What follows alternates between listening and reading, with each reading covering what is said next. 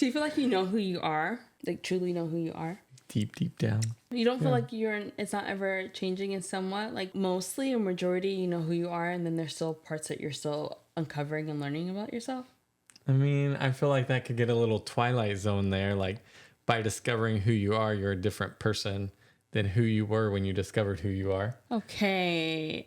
That was too much. A lot of your hobbies that you were doing on the side, you were trying to make full-time jobs. You had enough of a passion for it to be a hobby, but not for it to be a full-time thing. Exactly.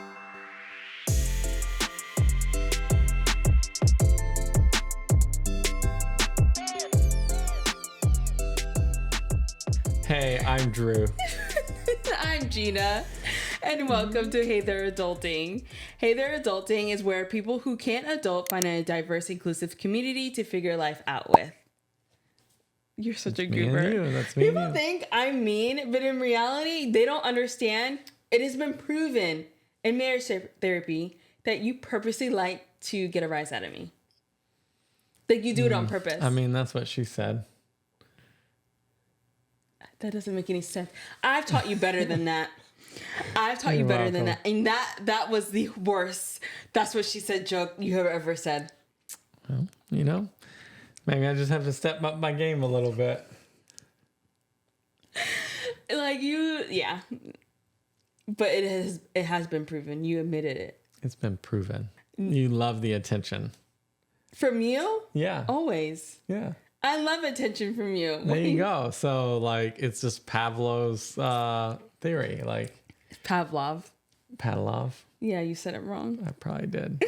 So I annoy you. You give me attention. I need to annoy you more. That's how it works. That's how our toddler thinks too. That's how a good marriage works. If you can annoy your spouse and they give you attention, you can annoy them more. That's not true. That's what works for us. We like it. Mm-hmm. But if you don't like your spouse annoying you, don't put up with it. I just think we just like it. Oof, don't put up with it. What is there like?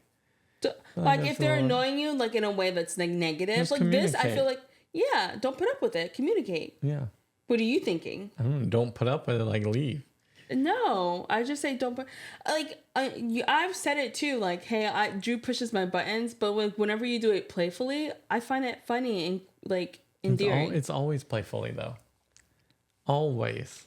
Anywho. Always with love at the center. Anywho, well, today we were talking about identity crisis. I looked at that, but I was trying to figure out what kind of identity crisis. Is this like midlife identity crisis? Is this like cultural identity crisis? Like, what are you talking about when you say identity crisis? I would think like more like midlife. Oh, okay, yeah. Or just like any huge milestone, like life, like when you from a young adult to like an adult, from midlife, so like 30s, 40s. I'm thinking about that. So maybe not so much like cultural like identity, like if you're biracial or if you're like from a different country now living in America or in a different country that you were born into, anything like that. Yeah. Okay, yeah. You're welcome. Sounds good. Any identity you identify with. Having a crisis with that. Oh, goodness. Are you having a crisis right now? A little bit. Do you feel like there's certain... I am having a crisis because I mowed the yard in these shoes the other day and it got them all green. And so I'm kind of sad because I was doing really good at keeping these shoes clean. I probably lasted, a month? I've had these for a month? No, I've had them longer than that. Oh, well, that's even better. Mm-hmm. Yeah, I just made the mistake of mowing. So this was my crisis this week, is I ruined these shoes, basically. Do you feel like, talk about crises, I'm trying to get back on track. Do you feel like you know who you are? Like, truly know who you are? Deep down. Who like, once you peel back all the layers of onions, who I am? Uh-huh. Yeah, I feel like I do. You do? You don't feel like it's not ever changing in somewhat? Like, you know, mostly or majority, you know who you are, and then there's still parts that you're still uncovering and learning about yourself? I mean, I feel like that could get a little Twilight Zone there. Like, by discovering who you are, you're a different person than who you were when you discovered who you are. Okay. That was too much. I answered your question. Yes, you did. I feel like I know who I am. Yeah, but then I still feel like I'm still like I've learned more about myself in my 30s than I did in my 20s. Yeah, because it's ever changing. Like you're always growing to a new person. Yeah, so then I feel Not like then stagnant. is the answer truly you know who you are? Is it, or is it like, hey, it's still ever changing? No, I know who I am and I'm going to continue to change. And like I think filters have helped us a lot with this on different apps, like where they can show you how you're going to look when you're old. So now you know who you are. Like I'm talking about intellectually and mentally. I'm not talking about how you're gonna look because I already know what you're gonna look like. I already see your dad all the time. get my wrinkles going. Yeah. But yes, I do believe you can know like who you are in the moment. I do believe that we are ever changing. There are different periods in our life that we have more drastic changes and stuff. Like obviously when trauma happens, who was the Marvel Hawkeye? What's his name? What's his like real name? I don't know. I don't remember. Jeremy Renner. If you look at him over the past year or year and a half, he had a snowmobile accident. Oh yeah. And he talks about how that has completely changed his life. Now he's found himself more, and like the things that are important to him has really come to the surface, and that's what he's focusing on. Do you feel like people can only find themselves through traumatic like events? No. But I think that's when we notice it the most. Like when it's at the forefront of our mind. So like that's what I'm saying. There's different periods that we go through. Like if we're just working our 9 to 5. Mm-hmm. So like maybe it's the disruption in routines that make you getting out of your comfort zone. I think where you start finding out a little bit more who you truly are. But you don't think like huge big events that are happening around you, like even in society, I feel like because it doesn't happen directly to you, but it can affect you. Like I think of like Roe v. Wade and that being taken away. Like that is something that I've learned more about myself and how I feel about it has also caused like. Yeah, but that's also a big change. It's external from you. Like it didn't happen direct. Well, it did happen to you because you live in the country and it's a law that passed or was unpassed or revoked in the country you live in. So I understand what you're saying. I don't think it has to directly, but that's a huge change. So like a war, like there's several wars going on. But it still goes back to what I said. It has to be a traumatic event. Yeah. So yeah, and that's the point I was getting to. If you're just doing your 9 to 5, like I wake up, I eat the same thing for breakfast. I go to work 9 to 5, do accounting, get home, feed the kids, put them to bed, go to the next day. Did I experience any growth or who I am that day? Yeah, maybe. Maybe.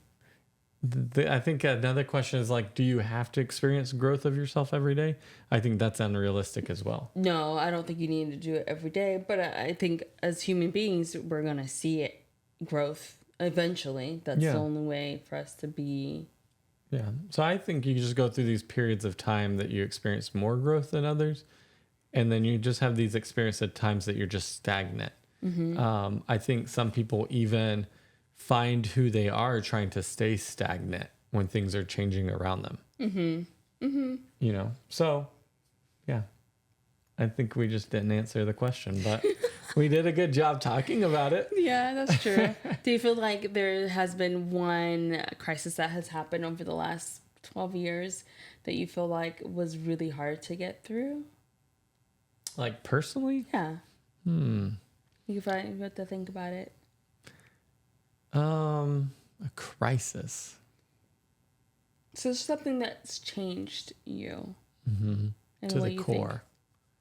I got to peel back all my layers. Shrek keeps coming to my mind. We're talking about peeling back the layers. This generation doesn't even know Shrek. In the onions. Yes, they do. They do. No, they don't. Yes, they do. One of our kids knows who Shrek is. No. Our kids know because of Shrek. Our kids know of Shrek because of one of the kids. Cal decided she was going to watch Shrek, and now all the kids know of Shrek because Cal decided to watch it. We can have a Shrek movie night. I feel like instead of this episode, we should just play the movie Shrek. Oh my goodness. And then people could understand finding yourself. Let's just think about this for a second. Shrek thinks he knows who he is. He lives in the swamp, right? He lives in the swamp, eats his bugs, passes gas in the mud to create a hot tub effect and all that. He's happy with his life, scares away all the critters. By the end of the movie, he finds who he truly is. Did he really find who he truly was? That's what the whole movie's about. Fiona. He was still himself. He was still very much the ogre who was farting, who didn't like Donkey but tolerated Donkey. He was still very much the same person. Yeah. But he found out who he was. He had the mental recognition of who he was and living in his true capacity. So maybe it is a little different. Maybe he always knew who he was, but wasn't living in the capacity of who he was. Do you think he always who he was, but then it was just able to recognize it? And be okay with it? Yeah, be okay with it, but then also live a life aligned to who he was? Now I think about it, Fiona's the one that was fighting her identity. So Fiona was the one with the identity crisis. Yeah. How did we get in to the this? tower? She was. I'm not disagreeing with you. Okay. I'm just saying, how did we end up talking about? We're peeling back my layers. Back to square one. A crisis. I wouldn't consider it a crisis, but I would consider it something that I think just did change my life and my perspective and my priorities, and that's having kids. So getting married, having kids, all of that happened really fast. It all happened really fast. So it was all like, some of it's a blur because of how fast it went. But like having kids, having other people to support other than myself. Mm-hmm. Like we even talked about this. It did change my priorities as well because, me, like I was okay buying like a $10,000 house, like living in one room and fixing up the rest of the house and going that way. The man who gets frustrated, like just putting up picture frames. I didn't say like it would happen fast, but we'd get it done. Yeah, but I feel like that's more changing your priorities than your identity. Mm-hmm. But part of my identity is taking care of those that I love. There's some people that don't care about other people. And part of my identity is caring for other people and caring for those that I love. And so being able to shift my priorities to buy a nice or rent a nice apartment for my family, because that would be better for my kids and safer, and express my love more for them would be better than me buying the fixer-upper. But the reason I was able to shift my priorities was because I was okay with my identity and making sacrifice. Your identity as in a father, my mind, and making it wasn't a sacrifice. Yeah. So there you go. I would say the same thing, but I think it was mostly pregnancy has also taught me, I would say being a mom, but also pregnancy. Pregnancy just made me realize like who I am, how tough I am, how I can like physically endure a lot. Also more of like how much I can endure is how much I can endure doing something really is, it's really dependent on how much mentally I can prepare myself. Mm-hmm. I just learned a lot about my limitations through pregnancy, because I have really tough pregnancies, right? Mm-hmm. I have hyperemesis gravidium, so I'm throwing up all the way through the third trimester. I had one pregnancy I was like in bed the whole time because I did not have enough energy. Mm-hmm. And like what was I drinking? Just Sprite and ginger ale. And that's it? Was that it? All I could drink and eat? Mm-hmm. I remember they gave me, I would go in periodically for IV Zofran, and that would be like the only day I would be able to eat. That was like their saving grace. I would go in to get that, and then for a couple hours I could get enough to eat, and then I would wait maybe another week or two before I would have to go back in. But just little sips of like Sprite mm-hmm. and ginger ale. And that was about it. And that was really hard. And even now, as I think about it, I think I could go through it again as long as I mentally could prepare myself before we got pregnant again. Yeah. And so, yeah. I think you could do it again if you wanted to. It just, it is really hard. Mm-hmm. And again, coming back to that trauma piece of like, how much does trauma make us aware of ourselves? I do have one that I was just thinking about that's not aligned with trauma. Okay. I don't think it's aligned with trauma. I think it's just maturing and experiencing life. Okay. And so, I grew up very poor, and I fixate on money a lot, and probably why I'm so good at budgeting, or like to think I'm good at budgeting. And the realization I've had the past couple of years is like, I was able to move up in my career until I hit like the 6-figure mark, right? Like make $100,000 or more, like amazing. And growing up, anyone that made 6 figures was like a millionaire, or 2 million, 3 million. Like it was like amazing. Our little kid minds, it felt Right? that way. Yeah. And so that kind of stayed with me of like, hey, I need to keep moving up. Can you keep moving up? Need to keep doing better. Cause I know the better I do financially for myself, the better like I can take care of my family. Again, that priority.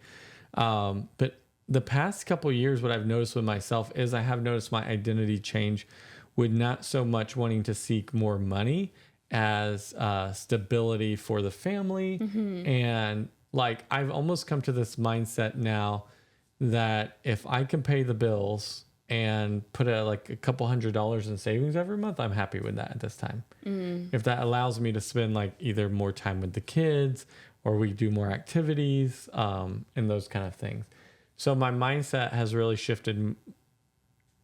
Now I have a hard time still like following this, but my identity has shifted more from like work, make more to like, when is enough? Like, I think I'm making enough money. Now let me shift my other time to spending time with the family, or doing volunteer work, or helping other people out, or just like I said, spending more time with the kids. So that's, I think, one identity shift I've had that's not directly related to, I guess, past trauma, but not directly related to current trauma. It's more related just to like current experience and what I've noticed with us. Yeah. I can understand that. I would agree. Yeah. I see that.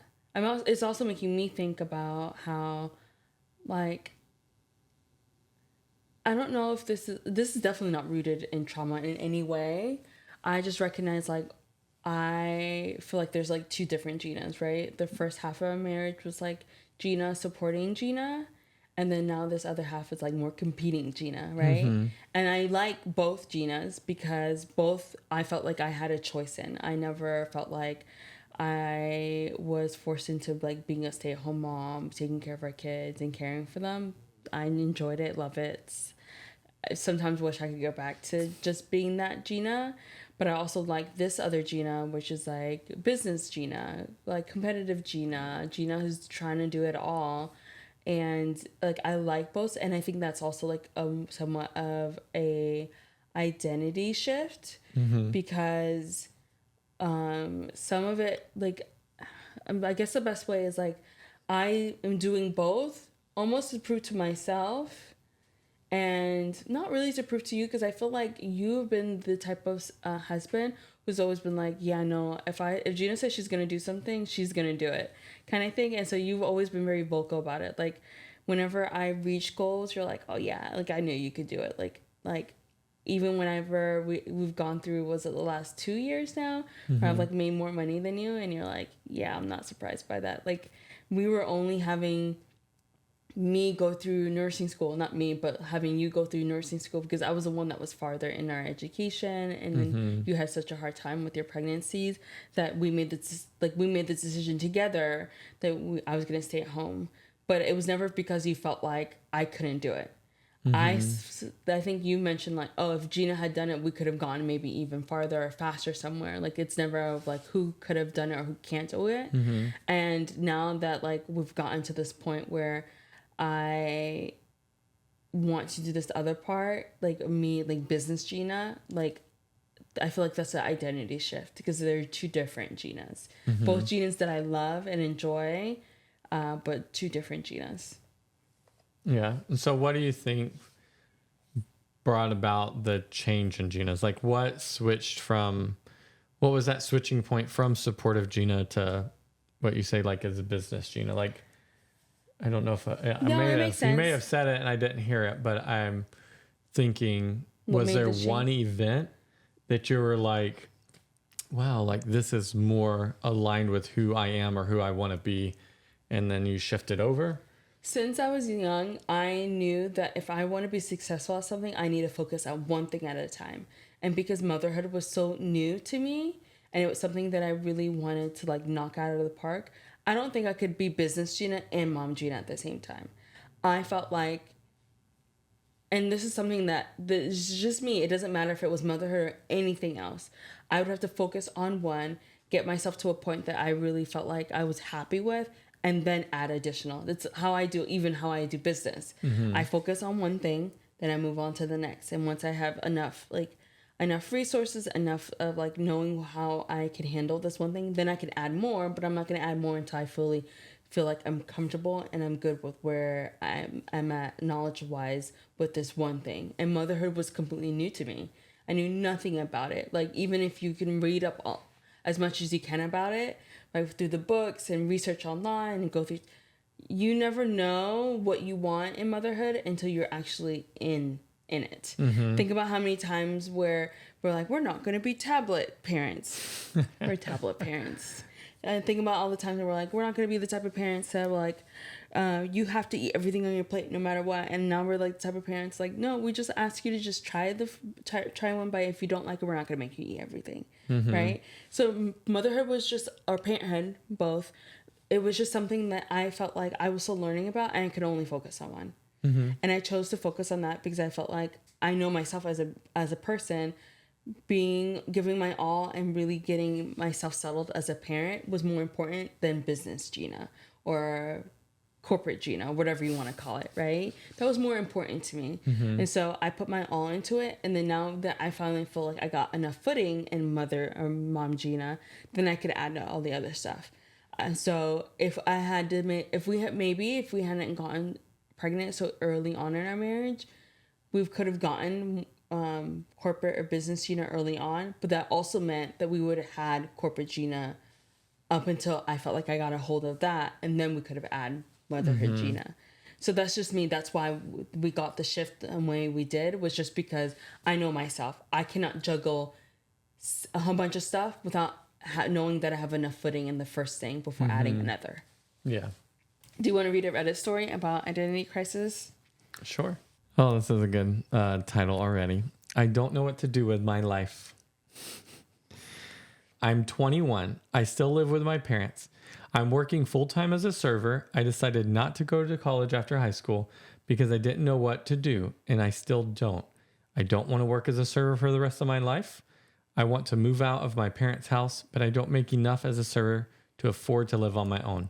I'm going to need a higher paying job. I don't know what career I want, though.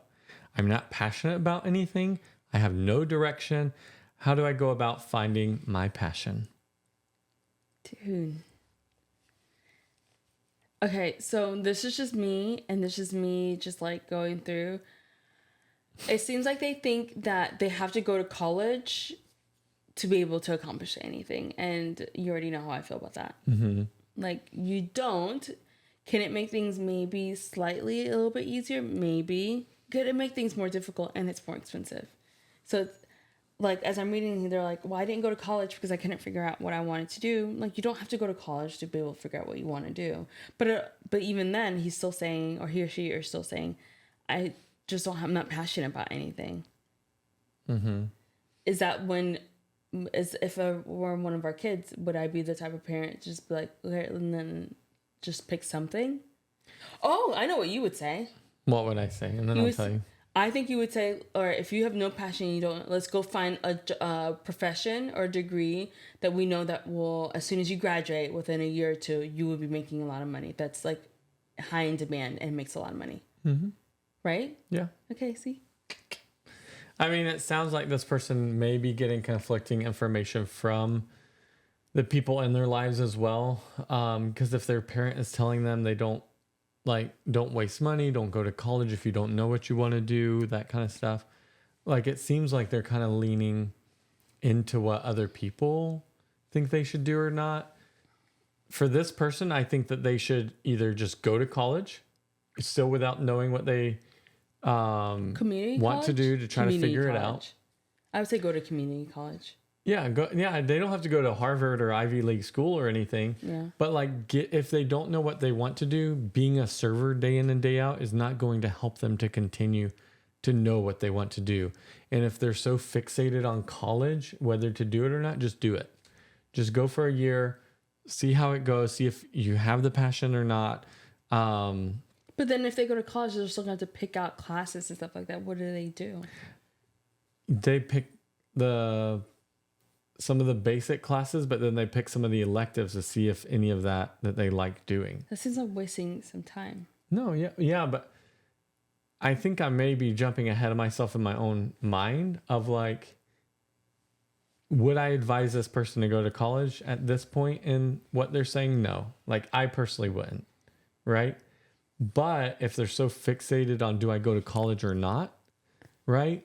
They're 21. They're still really young. Like, just go spend a year figuring it out. Like, I would say something different. What would you say? I would say, I would tell them you still have other options other than college. Trade school. You can get certifications. They don't have to go to college. Some type of formal education. But this is where they're running into the issue. They're not going to be able to pick a trade school because they don't know what they want to do. True. But then all they would do, as parents, what we would do for our kids is make a list of a different we would make a list of different professions that as soon as you graduate, and it's short period of time, so within 2 years, as soon as you graduate, you can find a job that would be paying enough, a lot more than a server, right? And then we would say, this is what you're going to do. We're going to go on this path until you find something else. If you end up finding that you have some type of passion for something else, we will still support you. But until you find that, let's pick from a list of any of these that you feel like most likely you could stomach. Maybe is that the word? Or you could just like deal with until you find that passion. I would like to sit down with this person and get more details because all I can do is assume at this point. All we got is this, Drew. That's all we got. And so I have to assume that they graduated high school at 18 or 19. And so for at least the past 2 years. 18 or 19, 17 or 18. I graduated at 17. When did you graduate? Some people graduate at 19. I graduated at 17. We'll say 18. All I can assume from this is they graduated at 18. So for the past 3 years, they've spent living with their parents and working as a server. And so it's time to take action with something. Yeah, we both agreed on that. Okay, yeah. So I was just basically, it didn't have to just be college. It could have been a trade school or certification. We would just say, let's make a list of all the professions that as soon as you get your certification, your... You know what I would do? I would go full, like, career advisor. Like, I know. I would go, what are your, like, good traits? What are your not so good traits? What jobs have you done in the past? What did you like about those jobs? What didn't you like about those jobs? You know what else you could What are your do? hobbies? What do you like doing outside of work? You know what else we could make them do? What? You ever done that job test where they like to tell you which profession would be best based on your personality? I remember taking this test back in high school. I don't remember what it said about me. It don't matter because I ended up doing what I'm doing now. But that would be a great place to start as well. They have tests out there based on your personality and based on like whatever you choose on this test. It's a long A test. And they will tell you like the type of professions that they think is best for you, which I wonder if we should take it. I want to take that test. Maybe we should. We can look it up and take it and see what our profession should be but and put the results right. Put your hand up. No. Put your hand up. No, only I can do that. Mine will be on this side. No, I can do it. What? Did you get your nails done? But what I'm trying to say is, we're both saying the same thing. You would be like, oh, let's look at your past and let's look at your personality traits. And I'm like, let's make it easier. Let's just have them take the test. But they're essentially the same. You know what? Something else they could do? What? They could look at someone doing something where they want to be in life. Like, I want to make this much money, or I want to live this place. Like, they obviously want to move into a house. And so they could try to get a mentor of like someone that is somewhere they want to be. Isn't that a life coach? Yeah, but life coach I feel like is the same as saying like influencer. I feel like there's such a negative connotation around it sometimes. You've said it yourself, don't call me an influencer. Well, I'm a not an social influencer. media... I'm a content creator. Content creator, there you I'm go. not an influencer. I don't feel like I'm an influencer. See? I don't feel like I'm an influencer because I usually talk about topics that are not more about influencing. It's more about like my I thought perspective. because influencing was like a dirty word. No, but you never asked. You never asked me how I feel about things. You just assumed. I may feel a crisis coming on here, an identity crisis that I'm going to have to work through. Because that was very, You never asked. that hurt a lot. Never asked. Okay, go get a life coach. I think that's what we've learned from this.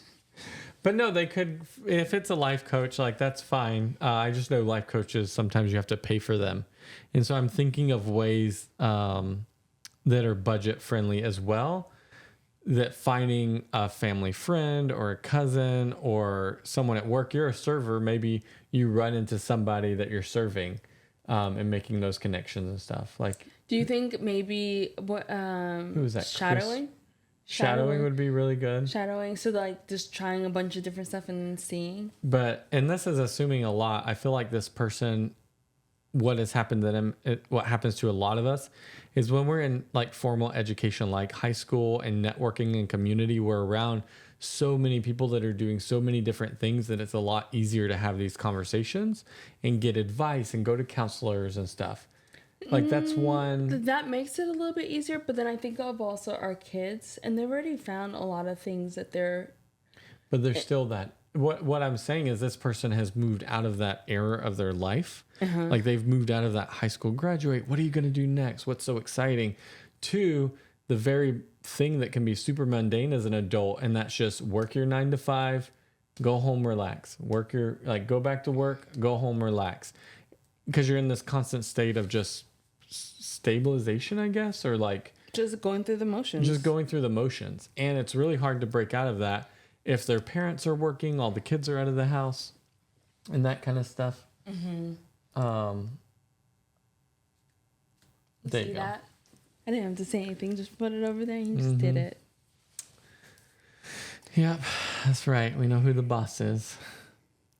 What age do you feel like you found yourself like in adulthood? I mean, whatever, I'm not listening. Oh, no, I was going to ask, what age did you hate in adulthood? Oh, goodness. That's opposite. A way different question. You answer this one first. I feel like I've answered all the questions today. I answer them too. I would say the age that I hated the most in adulthood. And you know hate is a strong word, so make sure you can validate this. Oh, man. I don't know. What are you defining adulthood as? Like over 18? Over 18, and there was one time that I think I hated the most. Probably that in-between time. So it was after, like, I think it's like I need to take a year off for college. Why are you smiling at me? Good answer. I was about to say be very careful because most of your adult time after 18 was been with me. So I'm waiting. This would be the time where I had to take time off from school to save up money for college again. And I was in this in-between where I was like, I don't know if I could be able to save enough money to go back to school. I don't know if I want to go back to school. I was just like working and just working. And that was a hard time. So I did enjoy when I finally feel like I finally felt like I had some kind of clear vision of what was happening. Is like once we got engaged, I was like, okay, well, marriage and like family, that's coming next. Once I got out of high school and I knew I was going to school, that was very clear. And that in between when I was trying to make money to go back to school and then was trying to think like, do I really want to go back to school? And I was just working and it just felt almost mundane. And then I wasn't sure if I wanted to go back to college.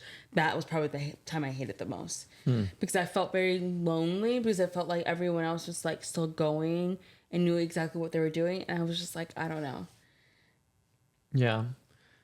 I'm trying to think through. I'm listening to you talk, and I can see how that would be a trying period. Where I don't think it was like trying. It's just like if you had to ask me, like that would be like the time where I hated. I wasn't trying in the sense of because that was about like you didn't like that period of your life. Like if you could go back and skip that period of your life, you're saying, yeah, I would have skipped that. I don't know if I would skip it. I don't know if I would skip it because there were a lot of things that happened during that time that made me feel like I experienced a lot before I got married. Because like I've talked about this, I've met couples where like one of the spouses was like, oh, I feel like I didn't really get to experience life. I didn't get to date. In that time where I was just 9 to 5 and just didn't know what I wanted to do, I did date a lot. I had a lot of things happening in my time. Like in that time, like when I say I had a lot happening during that time, I had a lot, and it helped me know who I was. And I felt like there were all the experiences I needed to have before I got married. Yeah. So I don't think I would skip it, but if you just had to ask me, that's probably the part that I hated the most if I had to pick. Yeah. Okay. I didn't have one, but I was asking you for clarification because that helps me better think through my answer, if that makes sense or not. So for me, it probably was 2.5 years ago was probably my time I didn't like the most. Like I hated the most. And that's because for me, as I told you guys earlier in this episode, like for me, that goal for money and to work up into a career that I could establish myself in and just create a different life for my family than what I grew up with, I felt I was on a really good track for that. Even as young as like 16, 17, I feel like I started that journey of building that life and working towards something for myself that I could build for my family and my future family that would help me and be in a position that to take care of them. So about 2.5, 3 years ago, maybe, I feel like I was really projecting into those goals and dreams that I had already always envisioned myself. Like I was saying, I finally broke the 6-figure mark. I'd finally gotten into position in the company that I was at that I felt like I was respected. I had employees under me. I had autonomy with how my office was being run, how services were being done, the quality of services and those kind of things. And then in some sense that just came to a screeching halt, and I made this complete 180 flip of like leaving corporate world and leaving the 6-figure salary, leaving having that autonomy over basically my branch and stuff like that. And so that was a really knee-jerk reaction for me to go to what I felt was about to be the pinnacle of my success in my career, to losing everything. Or not really losing, but giving up everything. And I wasn't giving it up because it was necessarily a bad work environment. I was giving it up because my values didn't align with the racist values that my boss had. And so that may have made it even worse, because I think sometimes it would have been better if I was like forced out, because then I would have someone to blame for not still being at the pinnacle, in my view, the pinnacle of my success. Really, the only person that I could lean on or blame was myself, because I wholeheartedly made the decision that I was going to leave the company at that time. And so I really had to have, a really big identity shift on following through with the values that I believed in. Yeah, I can see that. Wow. I mean, I know this, but also hearing you say it out loud is also something to like really make me really recognize how hard the last not this year, but the last 2 years, right? Because I feel like this year has probably been the best like we've ever had, where like we're both in careers that we absolutely love. Like one thing that you've like, your company is doing so good, but also you've been wanting to be an entrepreneur for I don't know. I've talked about it forever. So long. Like a entrepreneur for like decades. And now you're finally here, and then you're killing it, where I'm like so proud of you. And when I'm not saying that just because I'm your wife, like I'm very, very proud of like where you're at and how much you've accomplished in such a short period of time. And so I definitely know that you were always a person just like go to the next, and then you finally had to stop, and you were forced. Well, you're not forced to. You made that decision, and like I think you have a hard time blaming yourself for anything. Like I know I'm always the first person whenever something goes wrong, I'll look internally like, okay, I could have done this. You're like the very much opposite. Like I need someone else to blame. Yeah, and I mean that definitely comes from most of my circumstances in my life being outside of my control. And that comes before that 18 years old period for the most part. And so, yeah, it is a lot harder for me to say, yeah, no, this was my decision. I'm here because of the decisions I made, because I felt like most of my life, those decisions had been being made for me. And so, yeah. This person who, the Reddit story, and he's like, kind of like, he doesn't know what he wants to do. He has no passion or nothing. And I'm thinking about us during those times. We had external factors that kind of pushed us, right? We're kind of telling him like, oh, we're trying to tell this person the advice to like put that external factor on yourself. But in reality, that external factor for me was having kids and getting engaged, and me recognizing, oh, okay, I'm finding this like new sense of like purpose, right? And then for you, it was having kids as well, getting married, but it also, you've always had that drive up until like what, 2 years ago or 3 years ago. Like, what would you say was your external drive or maybe internal drive to say, like, I'm going to finally be an entrepreneur? And it took a while, but I think honestly, just not being happy, or maybe it's hard for me to say I wasn't happy, because it was more of I think the quality of my work wasn't showing that I was truly engaged with what I was doing. And so when I quit the corporate world, I went all in with like helping you with your business and that kind of stuff. And I was not down for it. Yeah, you weren't like down for it. We started to clash a little bit. And so we took some time. So first it was just recognizing that I was going through this identity crisis, or going through this just work crisis in general. Which this person in the Reddit story, they're at that point. It's probably taken them 2 or 3 years, but they're at the point like, hey, I'm at a crisis. Like, I've got to do something. You guys help me. Like, I'm going in public, putting myself out there. And so once I got to that point, honestly, it was going through and trying different things. So like, we bought a couple courses that you're like, Drew, why did we buy that? So like, we bought a wholesale real estate course to sell. Oh, yeah. And we talked about it and we worked through it. And I was like, yeah, Jeena, I think this is what I want to do. And then you didn't. And then it just didn't go through. I looked back at like, do it. No, I didn't do it. Okay. I started like the first 2 steps, but I really didn't do it. And then I looked into the Amazon selling business, like, because I had done that as a hobby before. I was like, maybe I'd do that full time, and it just couldn't. I played around with day trading. Like, I started picking at day trading and saying, okay, how does this make me feel? Can I have the emotional control to not a lot lose of all your the money? hobbies that you were doing on the side, you were trying to make full-time jobs, and it ended up you had enough of a passion for it to be a hobby, but not for it to be a full-time thing. Exactly. Or I got into it and realized this is a lot more stressful than I thought it would be, or my characters or my skills don't quite match up with what I thought. It's kind of like your imagined self meeting your real self. And that's basically what happened over the course for about 1.5 years to almost 2 years. Until I was talking with a friend of mine, and he said, I just want to start my own thing. I really want your help starting.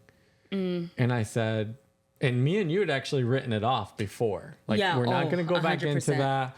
We're not going to do it. We'd written it off. But the more I talked to him, and I started just to kind of lead him into it, and I think you saw some of the passion that I had working with him, that you said, Drew, why don't you just do this? If you're going to give him all the information, if you're going to work hand in hand with him, like, that is silly for you not to be, like, I can see that you're all in. That would be silly without actually like being all in and making money off of it too. Yeah. Like, being part of it. So you're like, it's just kind of silly. Just go for it, Drew. Like, we've been working together long enough. Like, we've been married long enough that I know, like, I think this is going to be a better direction. And so for me, it still was a little bit of support from an external source, which was you saying, I see what's happening here. I think this is it. Just go for it. I'll support you in that.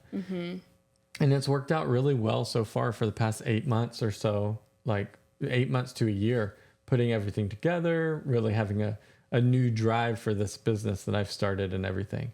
But that's the sad thing, is like, this person doesn't seem like they have something like that or someone like that. Yeah. And it goes back to like the mentor, like, true. You know, what for you, like when you were in between that college and stuff and in that kind of crisis period of like, I don't know if I want to go back to college. What was your See, but then if you were, thing I would that you work through. That was my external factor, was just like becoming a mom that helped me. Like, So we got married at the end of that. Got married, and that was like one thing. But then if I were to talk about being corporate or like business Jeena, let's say that.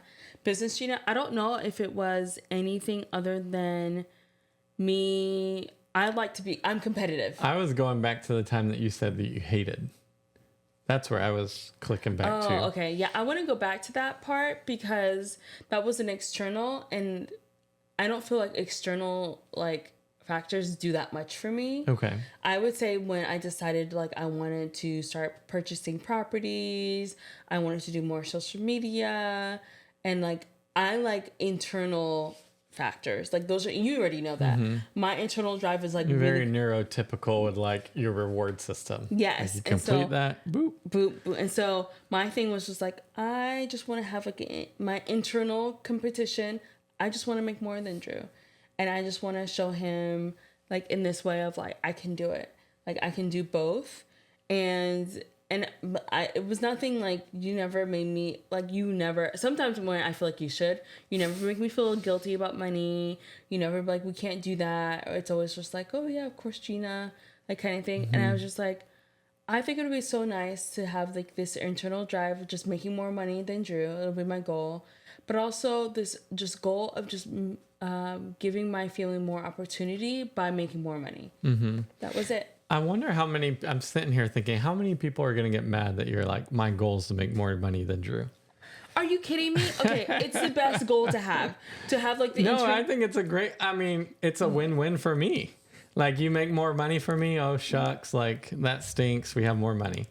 Right? Like I was talking to someone about but this. I wonder how many people look at that and are like, oh, the wife wants to make more than the husband. Like that's so, they hate on men for wanting to make more than women. Why, it just does play through my head a little bit of how many people would get mad. And people already see me as super aggressive and super, like being a Black woman, I already know people just like, she's so mean to her husband. In reality, I've never been like, oh, it's my money. We share the money. The money goes in one pot, right? I think the only part of the competition is just knowing who put that money in and just be like, I made more than you. And like, it's never like a... For now. See, and I like that. I like that because I'm like, yeah, I gotta go make more money. Like, it's just an internal drive of continuing to just push me to do more. And it's nothing really about you because... It's not like it's like anything against specifically Drew.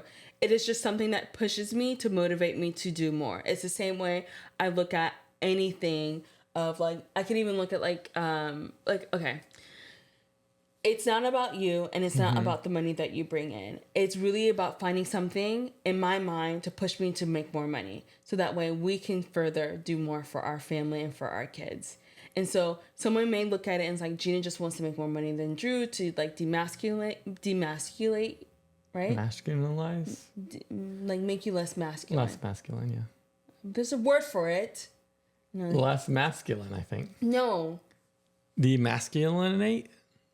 Demasculinize? I feel like that's... Emasculate? Okay. I feel like that's a made-up word. It's not. Emasculate. Right? I guess emancipation, that makes sense. Oh, man. Someone may see it as a way to emasculate you, and it's not about that. It is really true. Drew Scott Wilder, leave me alone. Why are you using my government name? Have I told you today how pretty your nails look? Show everybody your nails. Look at this. It's part of your color analysis. So pretty. I'm not trying to emasculate you. I'm just trying to find an internal drive. And I'm also just trying to prove to myself that I can do both motherhood and make money and provide for our family. And even if you did make more money than me, all it would do is just push me to want to do more for myself. You know they have a name for that now too, right? What is it? Feminism? No. Phenomenon. You said it Phenomenon. Oh my goodness, I can't say it. How do you say it? It's phenomenon. That's it. Phenomenon. It's because you're not a woman. You can't say it. Goodness. I gotta get it down because I gotta keep up with the vocab. Like Riz, I gotta keep up with the vocab. So feminine nomenon. Phenomenon. Oh my goodness. And that's really all it is. It's nothing about you. It really is all about me and me just pushing myself to show that to myself I can do it. Yeah, and you can. And then when you make more than me, then I'm like, ooh, you're just giving me another reason to show myself I could do even more. Right? It's not. I don't think I've ever made like. We don't fight about like who makes more money or me getting angry at you, because in the end we both have seen it this way, and I'm really proud of this. It's just like we're both still winning, and all it is just a way to push myself to do more. I like pushing myself to just show my limitations, and I like to think I don't have any limitations, so I'm just gonna keep going. Yeah, we've talked about that a couple times. Like, slow down, Jeena. Like, why? Slow down a little. Why? Because sleep, and you gotta stay healthy. Because you gotta live longer than me. That's why. Sounds gross. That sounds like putting limitations on myself. I want to be the Benjamin Button. Right? You can only be the Benjamin Button if you start putting on lotion. Oh, that's true too. But yeah, I think the point is I want you to survive longer than me. So you have to get plenty of sleep. No. Take care of yourself. No. Stay healthy. No. I would want to die first, and then you can get married to somebody else. I've always said you could. You just have to get married to another black woman, so our kids would have some. I think if we're looking at our genetics and who we are, I think you're going to live longer than me. No way. You think so? Yes. How old's your grandma? I don't know. 80s, 90s? Like 90s, yeah. Yeah. You know, my mother is the longest living relative on her side. Can we not talk about She's this? like 58. Let's not talk about this. Okay. Cut. We don't want to start you a midlife crisis here. You're not funny. You're not. You try so hard. You're not funny. Oh, what else you got? What else you got for me? You know, one thing I'm realizing, it's never too late to change, because I started my career like 4 or 5 years ago, and you just started your new business like less than a year ago. It's never too late to change. So even if you're having an identity crisis, recognizing what's causing it and then finding something to like solve that problem or that crisis. You can be 40, you could be 30. I think the biggest thing, if you're having an identity crisis, take action. You're talking at them. Yeah. I am talking to them, at them, with them, we the people. I just want you to know that it's never too late. It's never too late. And I say that just like sincerely, because I'm realizing or recognizing that I'm still learning more about myself than ever before. I'm recognizing what I do and want in life, who I want in my life, what I want for myself. And I just feel like I'm learning that I'm 35 now, and I'm still learning, and I'm still seeing all that. So I'm not going to say like it's not too late to change. I'm just saying I'm in that process with, I think, so many people who are like watching this or listening to this, that I'm still changing and learning. And like, don't feel bad if you're feeling like, oh man, I should already have everything figured out by now. Not true. Figure it out when you figure it out. Just keep pushing yourself to try to figure it out. Yeah, I agree 100%. Oh man. Alrighty. Well, that was a really, really felt like I was very like inwardly looking in. Yeah, it was good. I mean, if you guys are going through stuff and need, well, I shouldn't say advice because that may come off wrong.